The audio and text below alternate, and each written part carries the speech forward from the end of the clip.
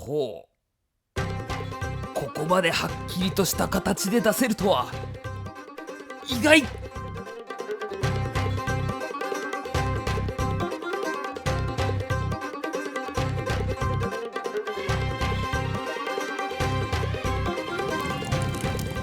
はい、皆さんおはこんばんにちは、佐藤健です。今回はジョジョの奇妙な冒険第3部のモハメド・アブドゥルですね。アブドゥルの髪型を作っていきます。見ていただいてわかる通り、何か柱のような筒状のものがたくさん生えている髪型になっています。これドレッドなんじゃないかという意見もあるかと思いますが、ドレッドだと表面もっともじゃもじゃしちゃうというか、こんなにつるっとしないので、勝手に僕の中でちっちゃいポルナレフがたくさん立っているようなイメージで髪型を想像していました。この時はまだこれ2ヶ月以上前に余裕ぶっこいてた時のタロットタワーですね。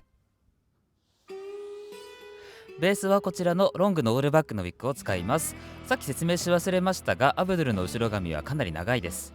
毛量もたくさん必要なので後で数えます。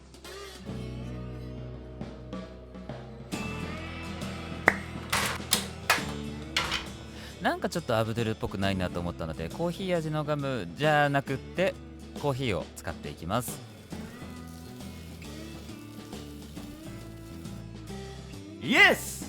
アイアム。ただこれがやりたいがためのこのコーヒーのくだりですね。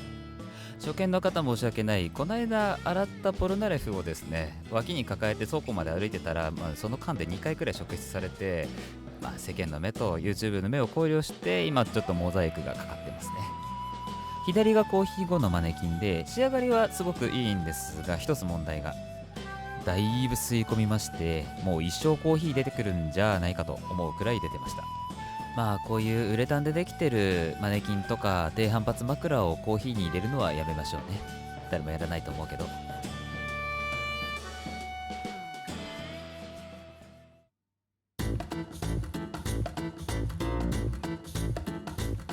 以前ポルナレフを作った時はこの毛束のまま毛量を足したんですが、そしたら重さで首がもげそうになったので、今回は最初から半分に切った状態で使っていきます。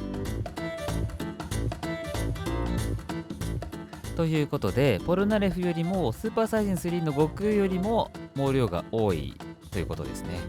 もともとあるウィッグの髪の毛の隙間を埋めるように毛束を縫い付けていきます。これは体感でしかないんで僕の感覚ですが、頭の上3分の1のエリアだけに5人分の髪の毛がついているような感覚ですね。もし仮にそんな方いたら、目を離すと首がもげてる可能性がありますので、誰か支えてあげてくださいね。毛束を足し終わった状態はまるでギリースーツのようになります。次はカットをしていくんですが、毛量が多すぎて何にもできないレベルなので、まずは毛刈りからスタートしていきます。この後すぐ出てきますが、どういう作り方をするかによって必要な髪の長さが結構変わるので、必要な長さを想定した上で毛刈りをしています。ポルナレフのようにまっすぐ折っ立てるパターンと、ドレッドをしてもじゃもじゃな毛を絡ませるかによってかなり長さが変わってくると思いますが、今回は基本的にはまっすぐ立てる方向でいきたいので、この長さでカットしていきます。今回初めて経験したんですが、前髪切ったら前が軽くなって後ろに倒れるようになっちゃったので、対角線上ですね。例えば右の後ろを切ったら左の前を切るみたいなことをしないと首がもげていきますので、重心を意識して切る必要がありますね。下の髪はロングの状態でカットしておきます。こちらは普通の人の半分から3分の1くらいの毛量までがっつり軽くしないとあの細さでセットできないので、上下の毛量差がだいたい10倍くらいになりますね。上の髪はだいたい全部同じ長さでセイムレイヤーという切り方なので、でもセイムレイヤーこんな髪型見たことないんですけど、後でまた切るので多分これより短くなりますが、仮カット終わりです。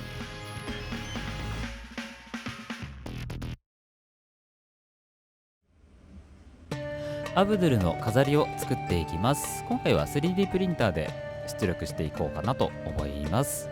CAD の作り方は僕あんまりよく分かってないので、 CAD は今回お願いして作っていただいております。概要欄にリンクが貼ってありますので、よかったら見に来てください。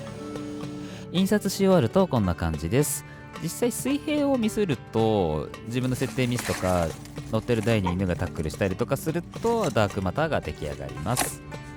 積み重なっている積層の細かい線とか、あとは土台についてた時のバリですね、その部分をヤスリで整えておきます。へこんでる部分はちょっと甘めにヤスリがけしてヘアライン調というか若干金属の模様っぽく見えるようにしてみました。穴の位置はつなげた時に丸く見えるように左右ずらして設計していただいております。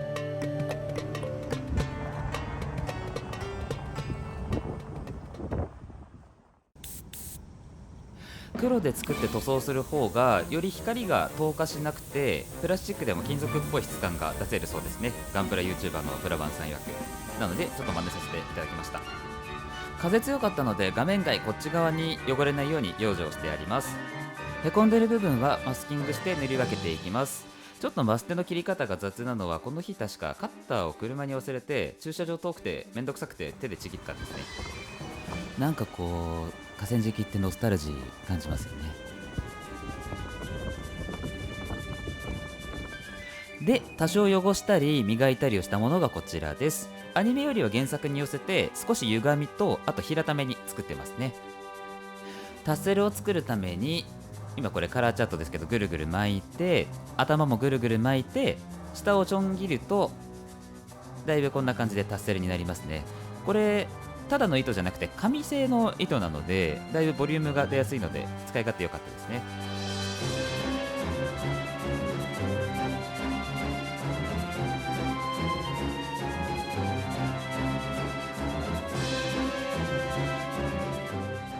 あとはアブドゥルのターバンなんですが前ひねってるんですけどあれ後ろひねってないのでおそらく形はメビウスの輪と同じこういう状態になってますね。構造さえ分かれば縫っちゃえば大丈夫なのでそんなに難しいことではないですね。お待たせしました。髪の毛のセットをしていきます。まずはブロッキングですが今回は20本ですね。20本の柱を作るためにバランスを見ながら分け取ってゴムで留めていきます。上に全振りしすぎてここちょっと透けちゃってるので後で少し毛を足して隠しておきますね。ある程度どこから見ても柱が均一に見えるように配置してあります。あとはこれをポルナレフみたいにまっすぐ立てて切ったら終わりかなと思ってました。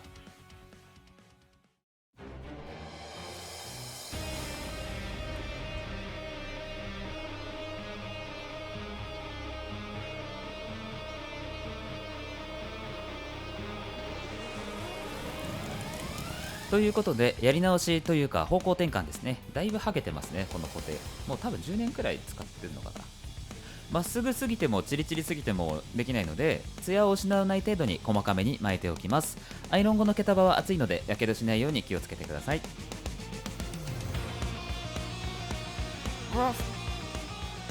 下の紙はゴムでくくっていきます。紺色がいいんじゃないかなと思います。ホルホース線の時だけですね完全にターバン取れてるのでその時になんとなくこんな感じになっているのが見えるかなと思います。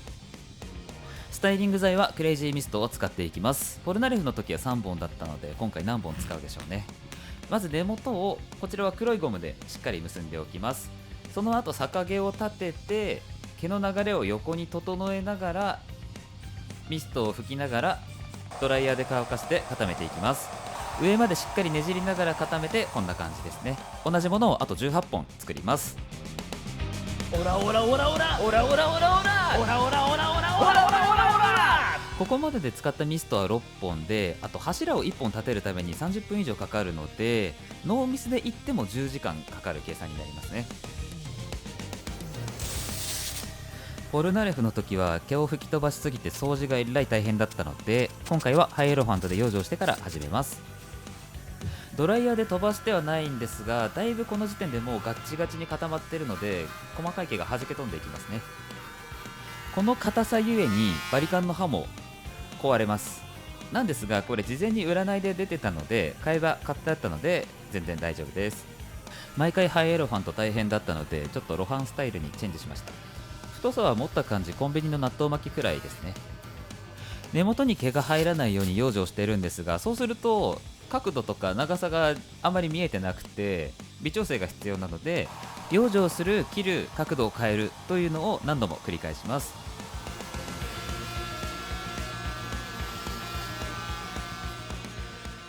いいですね。髪の毛とは思えないですね。長さの目安はだいたいヤクルトよりちょい長いくらいですね。頭に20本ヤクルト乗ってると思えばイメージつきやすいかなと思います。柱の根元に金属の輪っかがついてますので、こちらをつけていきます。3本、4本、5本、抜き足差し矢。黒いゴムで結んでいる部分をアルミの輪っかで隠すようなイメージですね。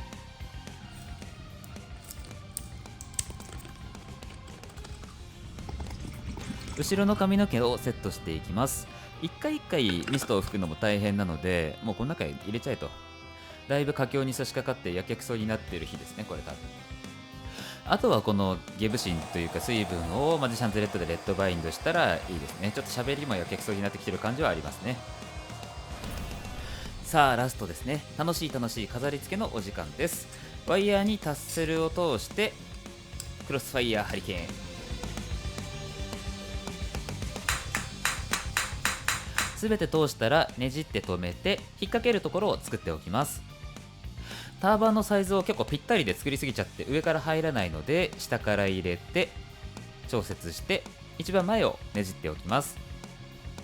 細かいところを整えたら強度チェックですね。アブドゥルの飾りは位置的におそらくピアスです。首飾りじゃなくて、今回インナーコンクからピアスで出してます。これで完成です。モハメド・アブドゥルの動画が上がっている。このバッドニュース、早いとこ仲間のジョジョラーに知らせなくてはいけないんじゃないか。約3ヶ月お待たせいたしました。ご視聴ありがとうございました。よかったらチャンネル登録してまた見に来てください。それでは。